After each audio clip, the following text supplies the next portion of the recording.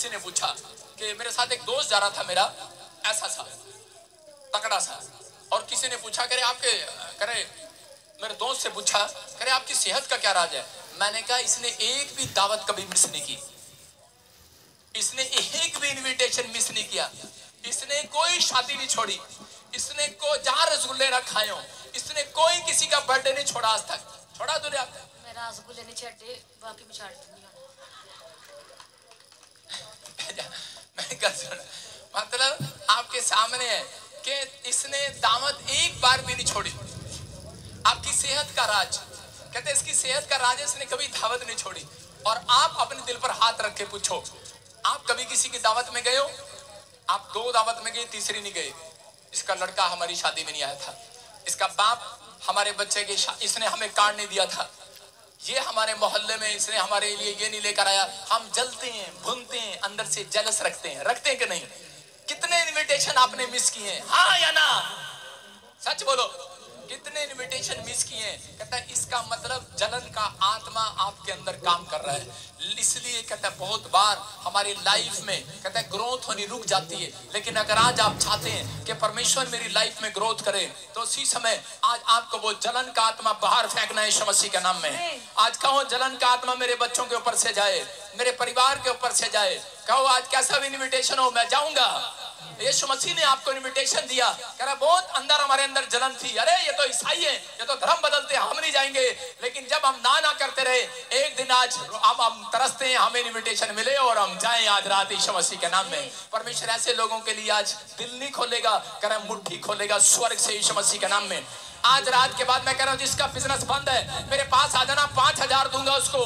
आज रात आपका बिजनेस खुलने वाला है यीशु मसीह के नाम में, खुलने वाला। आमीन बोलने वाले बोलो जलन का आत्मा जाए मेरे अंदर से, बोलो जाए मेरी लाइफ में से, मेरे बच्चों से, मेरे परिवार से जाए, मेरी सेवकाई से जाए। मैं कह रहा हूँ वो जलन का आत्मा जाएगा। आज रात बड़ा बिजनेस खुल जाएगा यीशु मसीह के नाम में। ये भाई जो था इसलिए कहता कि ये बर्बाद हो गया, बड़ा भाई बर्बाद हो गया, कोई पाप नहीं किया उसने। बड़े बड़े कहता मैंने कोई पाप नहीं किया, छोटी सी गलती उसने किया बस। आज बहुत सारे लोग छोटी छोटी गलतियां करते हैं, बिजनेस बंद।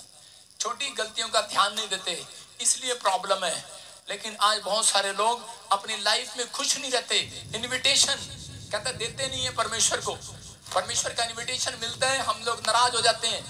काना में, गलील के काना में यीशु मसीह को इनविटेशन मिला, लेकिन यीशु मसीह ने उस इनविटेशन को मना कर दिया। लेकिन उसके बाद यीशु मसीह भी जानता था अगर मैंने ये गलती किया तो मेरी आशीष खत्म हो जाएगी। यीशु मसीह उस काना में पहुंच गया, हालेलुया, और जाकर इनविटेशन को स्वीकार कर लिया।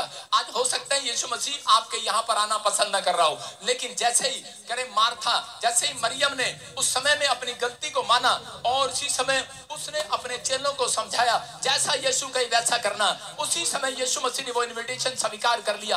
आज आपकी प्रार्थना कितनी भी इनविटेशन दे रहे हो लेकिन नहीं जाएगी स्वर्ग में। लेकिन जब आप परमेश्वर से कहेंगे परमेश्वर छोटा हो चाहे बड़ा हो, कोई पाप मुझे याद ना आ रहा हो तो माफ कर परमेश्वर, पवित्र आत्मा आपका इनविटेशन, आपकी प्रेयर रिक्वेस्ट को स्वीकार करेगा आज रात। मैं कह रहा हूं आज बड़े बड़े बिजनेस खोलेगा यीशु मसीह के नाम में। आप कल हफ्ते अगले हफ्ते गवाही के साथ आओगे, आमीन बोलने वाले। लेकिन कई लोगों को जितना मर्जी इनविटेशन दे दो, जितना मर्जी प्रचार कर दो, लेकिन वो खुश नहीं रहते। एक औरत अपने पति को लेकर कोर्ट में खड़ी हो गई, चल मेरे साथ। उसने कहा कहां लेके जा रहे?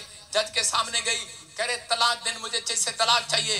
6 महीने लगे उनको तलाक लेने में, रोज कोर्ट कचहरी। 6 महीने बाद तलाक हो गया और तलाक के चौथे दिन बाद फिर जज के पास जाकर खड़ी होगी, बोलने लगी जज साहब जिसको मैंने तलाक दिया था मुझे नहीं चाहिए, वापिस लाओ। जज ने कहा ये क्या बात है, अभी तो तलाक लिए, कितने संघर्ष से तूने तलाक लिया, 6 महीने लगे तुझे तलाक लेने में। कहती नहीं, जिस दिन उसको तलाक दिया कहता उस दिन से तो वो बहुत खुश हो रहा कहती बहुत आनंद कर रहा, बहुत खुश हो रहा है। कहती मैं नहीं देख सकती उसको, मुझे वापस लेकर आओ। मतलब जलन, आजकल औरतों के अंदर अलग जलन है। अपना पति खुश भी नहीं दिखता, अगर हंसता नहीं तो भाई क्यों नहीं हंस रहा, अगर हंस रहा तो क्यों हंस रहा। भाई साहब बेचारा पति क्या करे, काम का बोझ का मारा है, ना इधर का ना उधर का। लेकिन आज कह रहा है जलन भी अलग अलग तरीके की है। जलन है, अरे भाई बिजनेस में जलन, सेवकाई करो तो आपने देख लिया जलन। अरे क्या क्या जलन है, लेकिन लोगों को पता नहीं है, लेकिन हमें तो पता है भाई साहब। हम उस जलन में भी जलन का शिकार नहीं होते, हम परमेश्वर का धन्यवाद करते हैं। याद रखो, अपना रिश्ता, निजी रिश्ता परमेश्वर के साथ ठीक रखो। लेकिन अगर आपने परमेश्वर के साथ ठीक रखा, इंसानों के साथ ठीक नहीं रखा तो प्रॉब्लम है। लेकिन मैं कह रहा हूं, अगर आपने ठीक रखा है, दुनिया चाहे कुछ भी कहे। अभी क्या कहा था एक तने पीछे स्टेज पर आकर 2-3 हफ्ते पहले उसने कहा था, हम तो चले मस्ती में, आग लगे बस्ती में। और आपको बता रहा हूं, मेरे चर्च के बाजू में एक चर्च है, शनिवार, हर शनिवार वहां पर आग लग जाती है उनके स्टोर में, हर शनिवार।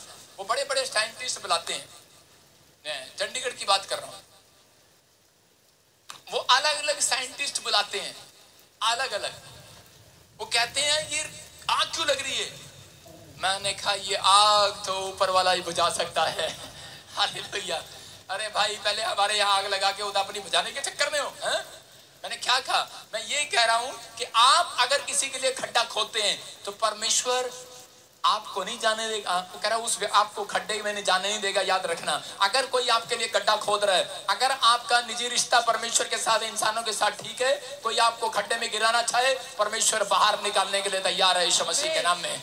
आपको विश्वास में बढ़ना है, आपको आगे जाना है। मैं कह रहा हूं कि लेकिन आपको कहता है इस चीज का ध्यान रखना है कि छोटी छोटी गलतियां कहीं हमारी लाइफ में तो नहीं हो रही। कोई कहता है मैं जलन नहीं करता, लेकिन पति पत्नी आपस में जलन कर बैठते हैं, बच्चे माँ बाप के साथ जलन कर बैठते हैं। कुछ बातें ऐसी हो जाती हैं, जब तक हम आपको नहीं बताते तब तक वो समझ में नहीं आता, इसीलिए काम नहीं खुलते। लेकिन अगर आज रात आपकी समझ में आ गया, आपने अपना निजी रिश्ता अपने घर में, अपने चर्च में ठीक कर लिया, बाहर ठीक कर लिया, पवित्र आत्मा का आज रात के बाद आपका बिजनेस ठीक हो जाएगा, आपका सब कुछ ठीक होने वाला है यीशु मसीह के नाम में। कहता परीक्षाएं आती हैं और जाती हैं, ये तूफान आते हैं और जाते हैं, लेकिन ये आपको गिराने के लिए नहीं। याद रखना, आपकी बढ़ोतरी के लिए आए हैं, आपकी बढ़ोतरी के लिए, आपकी प्रमोशन के लिए आए। आमीन बोल रहे हैं, उनकी प्रमोशन हो रही है। याद रख, यीशु ने कभी भी पापियों को डांट नहीं लगाई, ज्यादा लगाई लेकिन ज्यादा नहीं लगाई। ज्यादा डांट उसने धर्मियों को लगाई, जो अपने आप को बड़े प्रचारक बनते हैं, जो अपने आप को बड़े धर्मी बनते हैं, जो अपने आप को बड़े बड़े बातें करते थे। शास्त्रियों को लगाई, फरीसियों को लगाई, उसने उनको डांट लगाई, उसने इस चीज की उनको डांट लगाई। कहता कि आज भी कहता कि तुम घिनौने काम करते हो।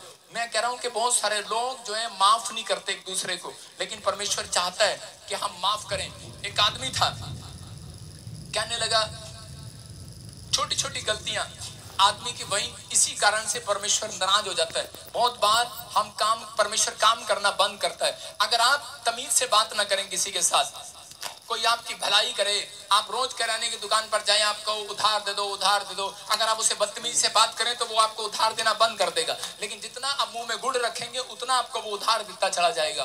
लेकिन बहुत सारे लोग परमेश्वर से लेना तो चाहते हैं, लेकिन मुंह में गुड़ नहीं रखना चाहते।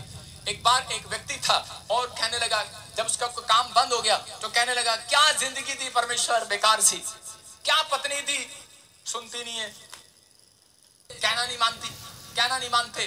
बोलने लगा, क्या घर दिया, क्या नौकरी दिया, टूटा सा घर, बेकार सी नौकरी। बार बार कंप्लेंट पर कंप्लेंट, शिकायत पर शिकायत कर रहा था। तभी ऊपर से आवाज आई, सुन बे। और देखने लगा कहां से, कह रहा सुन बे, कह रहा नहीं जमता तो ऊपर आ जा। क्या जमता है ना, कह रहा एडजस्ट कर लूंगा। कह रहा नहीं एडजस्ट कर लूंगा, टूटा घर है एडजस्ट कर लूंगा, टूटा घर है, पत्नी एडजस्ट कर लूंगा, पति एडजस्ट हो जाएगा, बच्चे एडजस्ट हो जाएंगे, जो मर्जी करें एडजस्ट हो जाएगा।